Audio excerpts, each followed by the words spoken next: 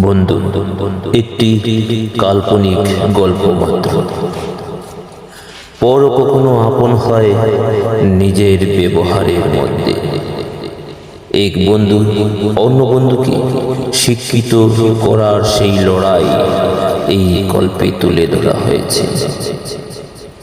নিজের স্বপ্নকে ঢেকে সেই বন্ধুকে শিক্ষিত করে তোলার সেই লড়াইয়ের নাম হচ্ছে এই গল্পের বন্ধু।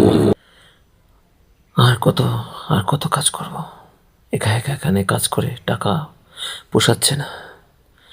যতদিন যায় টাকা তো আর পারে না। কি করি? টাকা পেতে হলে এখানে থাকলে আর হবে না, ওকে পড়াতেও হবে। দেখি মালিকের সঙ্গে গিয়ে কথা বলবো আজকে। মনে পড়ে যায় সেই ছোটবেলার কথাটা।